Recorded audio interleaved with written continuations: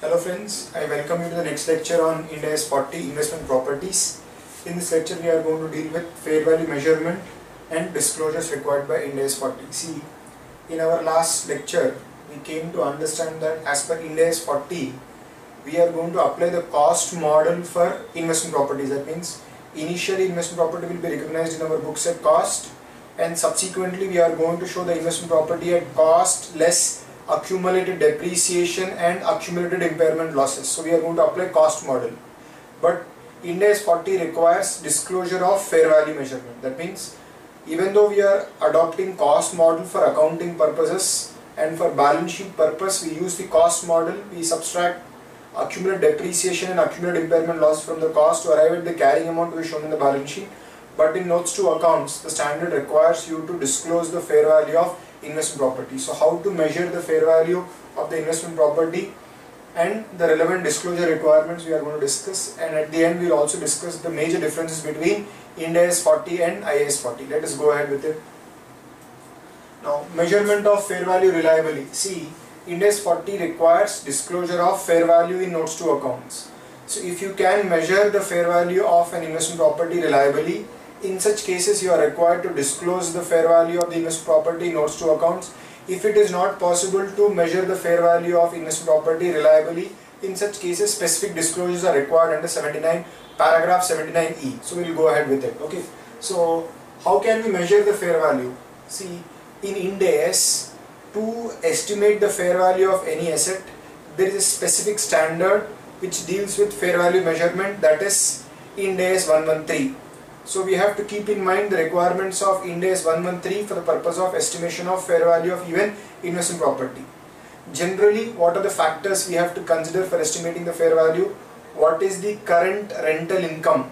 What is the lease income from the current leases? And other assumptions which the market participants are going to use for estimating the fair value of the investment property. We have to consider those assumptions for estimating the fair value of the property. So we have to consider the lease income and the other assumptions. Other assumptions will also include the discount rate. So what is the discount rate the market participants may use for estimating the fair value? Those discount rates we have to use for estimating the fair value of the investment property. Apart from that, there should not be any double counting. See, when you are estimating the fair value of an investment property is land or building. Suppose you are estimating the fair value of a building, you should not double count it. That means you should not again add fair value of the escalator, fair value of the air conditioning equipment. So if you are arriving at the overall fair value of the building, it includes fair value of escalator and air conditioning equipment, etc. It also includes the fair value of furniture, because when you are charging rent, suppose you have provided a building along with furniture, so the rent would include not only rent for using the building and also for the furniture as well. So you should see that you avoid double counting for the purpose of arriving at fair value. Okay. Next, when fair value cannot be measured reliably, the standard also we can say notes down situation where the fair value cannot be measured reliably. See, what the standard says is this arises only when and only when the market for comparable properties is inactive and alternative reliable measurements of fair value are not available. So there can be a situation where there is no active market for comparable properties, or we can say there is no active market where similar transactions have taken place, or transactions have taken place but the price at which the transaction has taken, we can observe that the seller was forced to sell, so we cannot adopt that transaction price. Apart from that, we also find that the quotations which are available in the market are not current. So we can see that there can be situations where market for comparable properties is inactive. That means there is no active market for comparable properties. When do you observe inactive markets? These are the three situations. Few transactions have taken place, or the quotations which are available are not current, they are very old quotations, or when we observe that some transactions have happened for similar properties but you find that the seller was forced to sell in those transactions, then in such case we cannot adopt fair value based on these transactions and these transaction prices. And alternative measurements of fair value are also not available, or they are not reliable. That means you are not even able to apply the cash flow model, the discounted cash flow model. In such cases, we can say that the fair value of the investment property cannot be measured reliably. Okay. Now, the fair value of an asset is not reliably measurable if these are two additional conditions. See, we are trying to estimate the fair value of an investment property, and when we find that there are ranges in which the fair value may lie, that means we estimate the fair value and we make certain estimates. The first estimate is that the fair value may lie between 1 crore to 5 crore for the same property. Another estimate is that the range may be from 10 to 20 crore. And another estimate is that it may be between 40 to 50 crore. Now when you compare these ranges, there is a lot of variability in the range. In such cases, we cannot say that the fair value can be measured reliably. Or even if you are able to determine a range, but within the range it is not possible to estimate the probability where the estimate may lie. I'll give you an example. Let us say you have zeroed down in a range and you say that the fair value of a property may lie between 10 crore to 20 crore, but it is not possible to estimate the probability that the fair value may lie at 10 crore, or what is the probability that the fair value may be 20 crore. You are not able to assess the probabilities.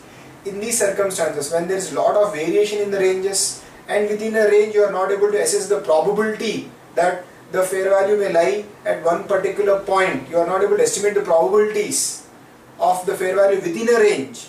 In such cases, we can say that the fair value of an asset cannot be measured reliably. If you are not able to measure the fair value of an asset reliably, then you need not disclose it. If you are not able to measure the fair value of an asset reliably, then disclosure requirement as per para 79E will apply. And we will see in our in the future how to deal with such a situation. Okay. Now, when should we assess whether fair value can be measured reliably? So this is the question. What is the point of time? So what the standard says is, there is a general reputable assumption that fair value of an investment property can be measured reliably. So the general assumption is that when you have acquired investment property, its fair value can be measured reliably. This assumption can be reputed at the time of initial recognition. At initial recognition, if you can demonstrate the fact that the fair value of the asset cannot be measured reliably, by demonstrating the fact that there is a lot of variation in the range of fair values, or you are not able to assess the probabilities of the fair value lying within a range, the markets are inactive, or there are no alternative fair value measurements possible. In such cases, you can rebut the presumption that the fair value of an investment property can be measured reliably. So the point here is very clear. At any point of time during the life of the investment property, if you are able to measure the fair value of an investment property reliably, then till disposal you have to continue to measure the fair value of the asset.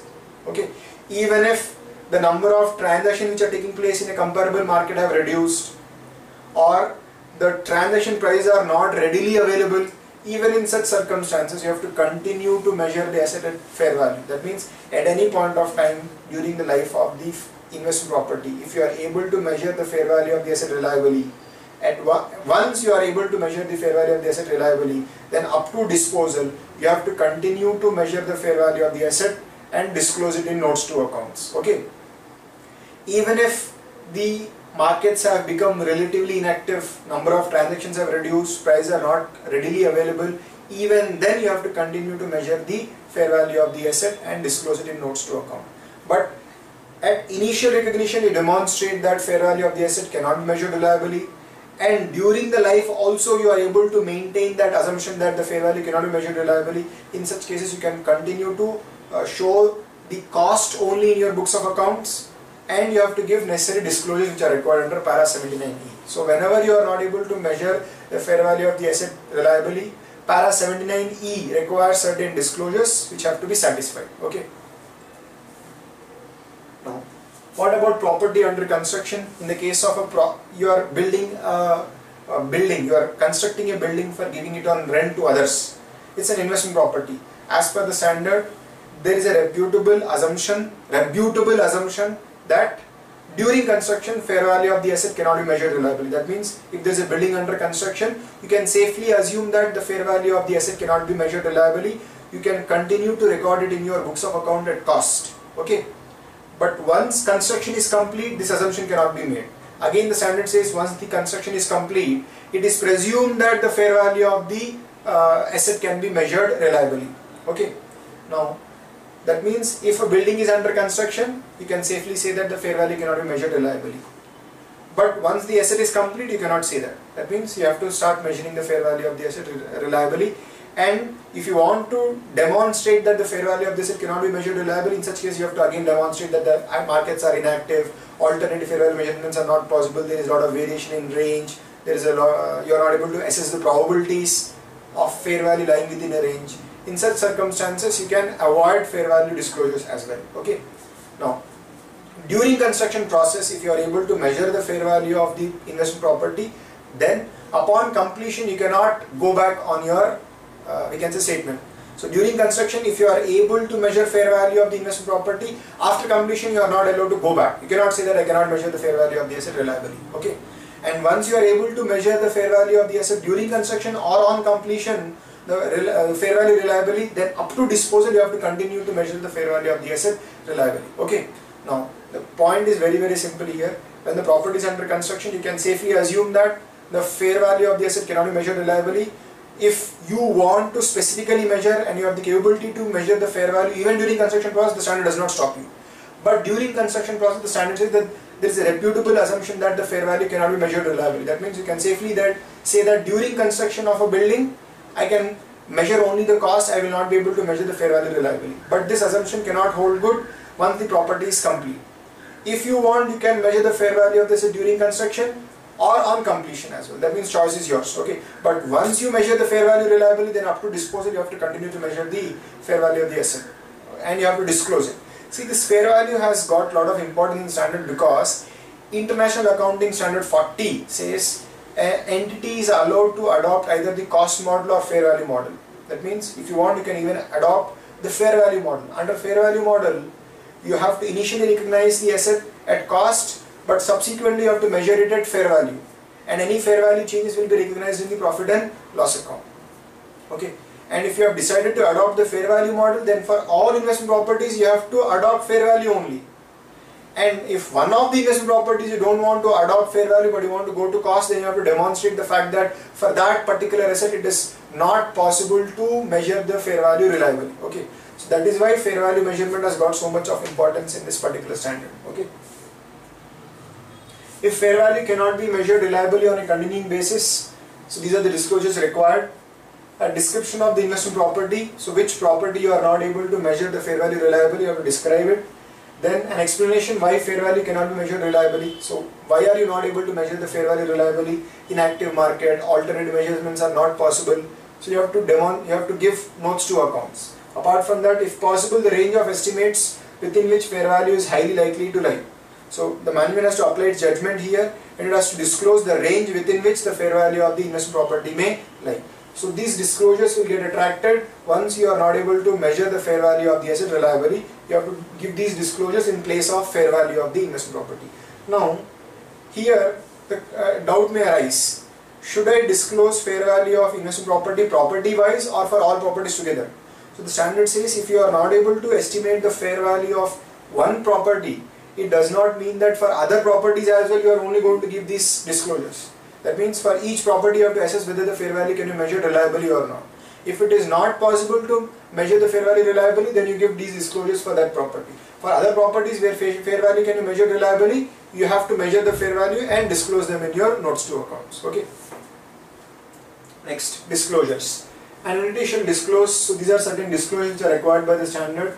Other disclosures we can say, an entity shall disclose its accounting policy. See, in Ind AS there is no option available, so our accounting policy would be to adopt the cost model. We will say that investment property is initially recognized at cost and subsequently measured at cost less accumulated depreciation and accumulated impairment losses. Okay. But in International Accounting Standard 40, here you have to describe whether you are following cost model or fair value model. Okay. Then when classification is difficult, the criteria it uses to distinguish investment property from owner occupied property or inventory has to be disclosed. See, in our earlier discussions we discussed this particular point and we said the entity has to develop a criteria to apply its judgment. Management has to use its judgment to distinguish investment properties from owner occupied properties, investment properties from inventory. So there can be situations where it is not easy to classify a property as investment property or inventory or as owner occupied property. Management has to use its judgment. To apply the judgment, a criteria has to be developed and that criteria has to be disclosed as per notes to account. The extent to which fair value of investment property is measured with the help of a qualified valuer.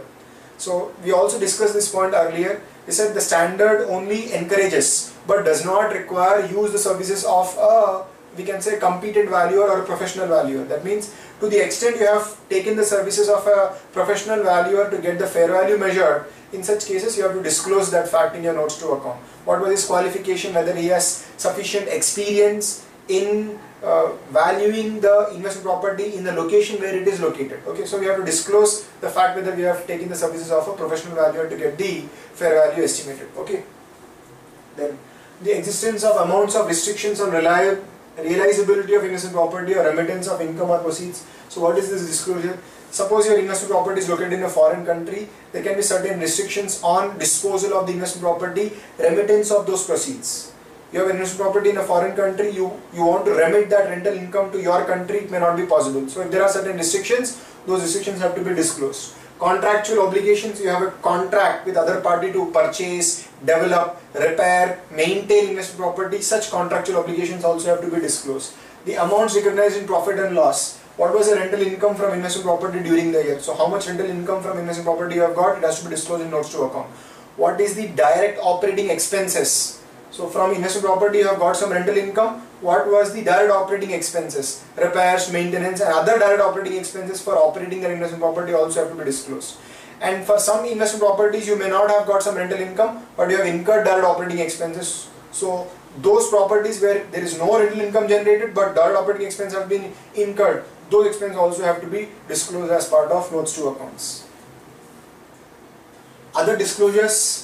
Now other disclosures are specifically required with respect to the cost model. Okay. So under cost model, for balance sheet purpose, we measure the investment property at cost less accumulated depreciation and accumulated impairment losses. So we are going to depreciate it as if it is a depreciable asset. Okay. So what are the related disclosure requirements? We'll see. The depreciation methods used, which method you are using for depreciating the investment property, the useful lives or the depreciation rates used. These disclosures are similar to disclosures required for a property, plant and equipment. The gross carrying amount and the accumulated depreciation aggregated with accumulated impairment loss at the beginning and at the end of the period. That means you have to show historical costs less accumulated depreciation and accumulated impairment loss at the beginning of the year, and historical costs less accumulated depreciation and accumulated impairment loss at the end of the year. Okay. Then a reconciliation of the carrying amount of investment property at the beginning and at the end of the period. So whatever is the carrying amount at the beginning and at the end, we have to give reconciliation. So opening WDV and closing WDV may not be the same. So why are they different? You have to give the reconciliation. They are not different because they are not the same because of additions. Addition can be purchase of investment property or making additions to the same investment property. That means you construct additional floors that will result in increase in carrying amount, or you acquire additional investment properties that will also lead to increase in investment property. Additions by new acquisitions or by making additions. Second, additions because of business combinations. Okay. Then assets classified as held for sale. You have classified an investment property as asset held for sale under Ind AS 105. It has to be removed from the investment property and it has to be shown as an asset held for sale under Ind AS 105. That means it's like a disposal. Then depreciation for the current year.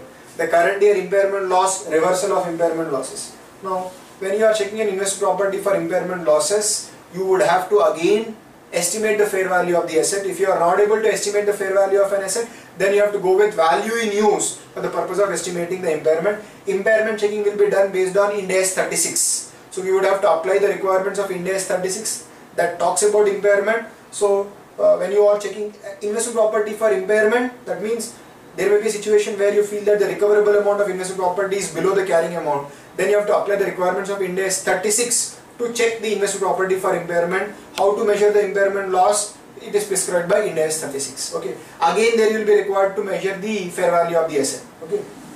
Now, the net exchange difference arising on translation of financial statements into a different presentation currency. See, if you have a foreign subsidiary and the foreign subsidiary is having certain investment properties, the foreign subsidiary uses dollar as its functional currency. So when you are consolidating it in your books of account, the investment property which was shown in the subsidiary's books in dollars have to be now converted into INR. So there again there can be a difference in the opening carrying amount and the closing carrying amount because of this conversion. Apart from that, let us say your functional currency is dollar but presentation currency is INR, then again in such cases your investment property which are measured in your books at dollars have to be converted into INR and reported. That means this will again cause a change in the opening carrying amount and the closing carrying amount. See, the opening carrying amount is dependent upon opening rate and the closing carrying amount is depending upon the closing rate. Hence there can be a difference between the opening carrying amount and closing carrying amount. This exchange difference will become a reconciliation item. Okay. Then transfers to and from inventories, owner occupied property and other changes. Sometimes, see, we learned in our earlier lectures that sometimes investment properties will become inventory. When we have decided to develop land, do plotting and sell, then in such cases investment property changes, the classification changes and we change it from investment to an inventory. That means you have to remove it from investment and include it in inventory. And ulta can also happen. An owner occupied property can become investment property. Once owner occupation ceases and you have decided to give it on rent, then it becomes an investment property. So these things also can make a difference between the opening balance and the closing balance of the investment property. Okay. So these disclosures are required. Next, comparison with International Accounting Standard 40. So you have an option to either use cost model or fair value model. Under International Accounting Standard 40, an entity may either use a cost model or fair value model. If you have selected one policy, that policy has to be applied to all the properties. So if you have decided to follow the fair value model, then all properties, investment properties, you have to apply fair value model. To one of the properties, if you don't want to apply fair value model, you want to adopt cost model, then you have to demonstrate the fact that the fair value of such asset cannot be measured reliably. Fair value of such asset cannot be measured reliably on an ongoing basis. When can you say that the fair value of the asset cannot be measured reliably? We have discussed it earlier in our earlier slides. Okay. Under fair value model, fair value changes are transferred to P&L account. So if you have decided to value the investment property at fair value, initial recognition will be at cost, but subsequent measurement will always be at fair value. If you have adopted the fair value model, initially it will be recognized at cost, but subsequently for balance sheet purpose you would have to estimate the fair value, and any difference between the fair value and the cost, the difference will be recognized in P&L account. Okay. So initial recognition is at cost, but subsequent measurement will always be at fair value, and any changes in fair value will be recognized directly in P&L account. See, this is a little different from the revaluation model which we discussed in Ind AS 16. In Ind AS 16, when you revalue an asset, the difference between the current carrying amount and the revalued amount, if there is an increase, it is recognized as a separate item in statement showing changes in equity. You show it in other comprehensive income. We credit revaluation reserve in statement showing changes in equity. So it becomes a separate line item in your statement showing changes in equity, and it is shown in other comprehensive income. But in fair value model it is not so. Any changes in fair value will be recognized in profit and loss account, not in other comprehensive income portion of the P&L account. Okay, so that is a big difference. An entity can change from cost model to fair value model to provide more relevant information. It is possible. If an entity was adopting cost model, if it wants to adopt fair value model, it is allowed to do it because fair value information is more relevant to the users, and based on Ind AS 8 it is possible to change from one accounting policy to other policy. If you can demonstrate the fact that information will become more relevant, information will become reliable, you are enhancing the use of the financial statement, definitely yes, you are allowed to change. Okay. But from fair value to cost model, see, these are all differences between Ind AS 40 and IAS 40. These are things that are not there in Indian Accounting Standard 40 because you don't have option of either adopting cost model or fair value model. We have only one option, that is you have to adopt the cost model. But in International Accounting Standard 40 allows you an option. That means you can shift from cost to fair value, from fair value to cost. But shifting from fair value model to cost model cannot be allowed because information will not be relevant. You cannot tell the user that, boss, till now I was following fair value, now I am going to adopt cost. Cost is not relevant information because it is historical information which may not be of use. But in rare circumstances, entities will be allowed to change from fair value model to cost model. Okay. Now, the major difference, which we can say a major carve out, is also there. A lessee who holds an asset under operating lease, he can show such interest in property as an investment property and measure it at fair value. So if you are a lessee, you have taken a building on rent, okay, and you have sublet this building to some other party. Suppose you have taken a building on a rent of 1 lakh rupees per month and you have given it on sublease to some other party at 1.5 lakh rupees per month. In such cases, this property may satisfy the definition of an investment property for the lessee even though he has taken it on an operating lease. International Accounting Standard 40 allows him to show such investment property in his books at fair value. That means if he wants, he can show not the property but the interest in that investment property as an asset in his books of account, and he has to adopt fair value model. And if he goes for this option, then to all other investment properties, he has to adopt the fair value model. Okay. In such cases, what the lessee will do is, he will show the asset and related liability at fair value. Okay. So you would have to estimate what is the benefit I am going to get from this investment property, estimate the fair value. At that value, you can show an asset and also a corresponding liability in his books. And if he adopts this particular option, if any person adopts this particular option to all other investment properties, he has to apply the fair value model. He cannot apply the cost model. This is carved out of Ind AS 40. That means in Ind AS 40, this option is not available. Okay.